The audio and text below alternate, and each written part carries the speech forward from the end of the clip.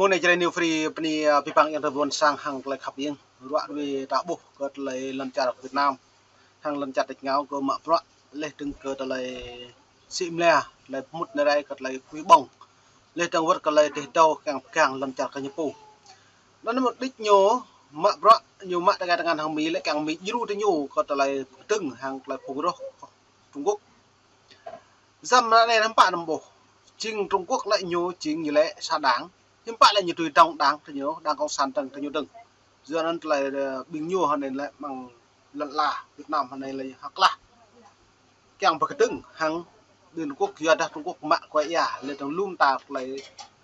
tụi chuyện để nhớ bằng con ngàn trong cái làm như vậy à duyên tạo bộ này hiện tại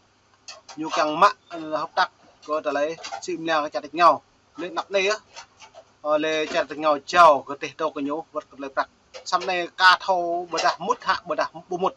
cho nên mày print ít lăng play video của bật lon đấy đầy view à ông thưa các buôn sạc đã Nam lên tiếng về kế hoạch mua máy bay F-16 của Mỹ hơn một tuần sau khi hãng thông tấn Reuters loan tin về thương vụ tiềm năng này.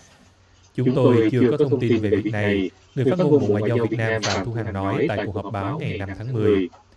Tuy nhiên vừa qua tuyên bố chung về giữa nó Ebola có pi bằng còn lại nâng cấp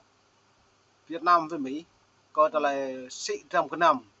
để càng trao có thể F-16 này nó lại F-16 này hiếm bạ trên nó hiếm bạ như lệ trên nữa chứ vừa càng hội đạt Trung Quốc ngã nhu lên tổng với Mỹ dư thì nhu mò Trung Quốc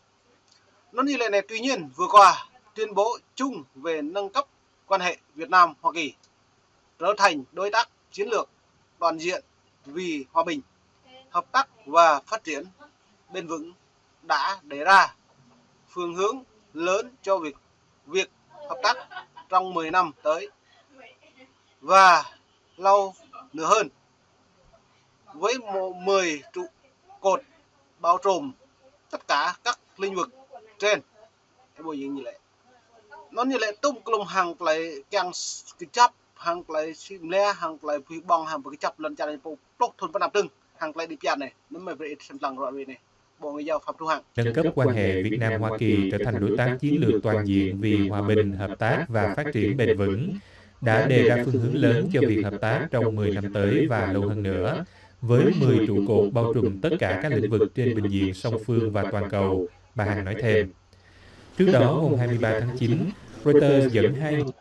cái buổi lâu có nên như lệ trước đó ngày mùng 2 tháng 9 đã lại đồng ta rọi về có trở lại có tôm clum có trở lại tổng thống Joe Biden trôn ta bồ này như trôn hiểm bạ càng ta một lại rọi về đang đáng rồi như phủ do cất lại đang cái chụp phố cất lại mạng pro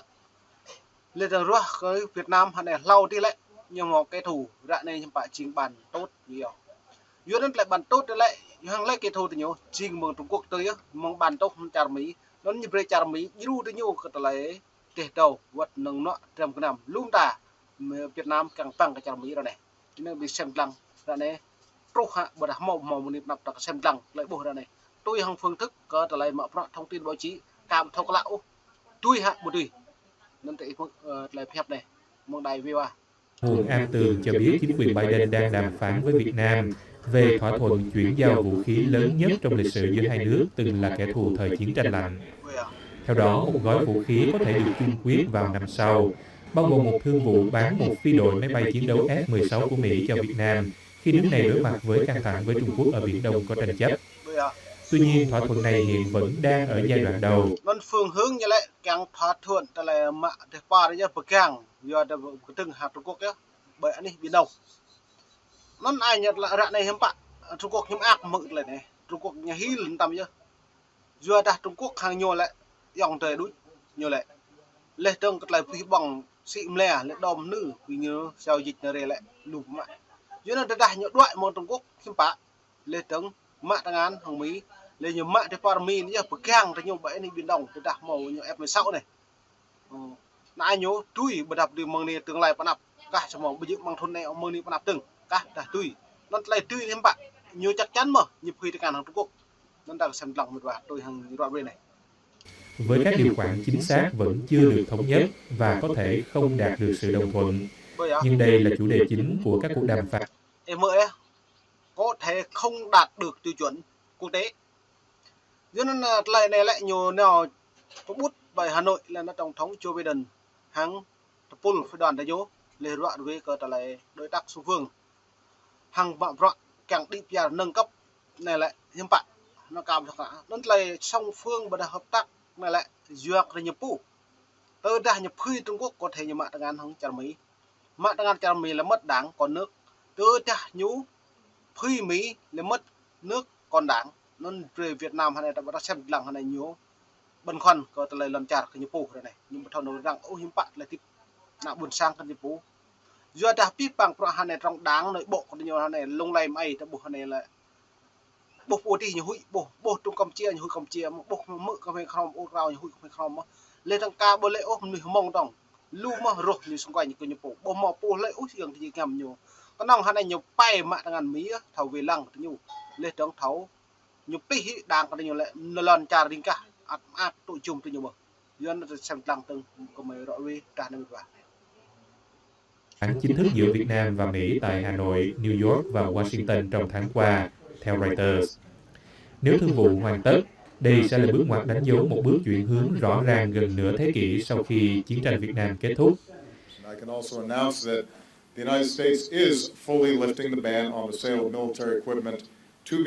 Kể từ khi lệnh cấm vận vũ khí được dỡ bỏ vào năm 2016, xuất khẩu quốc phòng của Mỹ sang Việt Nam chỉ giới hạn ở các tàu tuần duyên và máy bay huấn luyện, trong khi Nga cung cấp khoảng 80% kho vũ khí cho Việt Nam.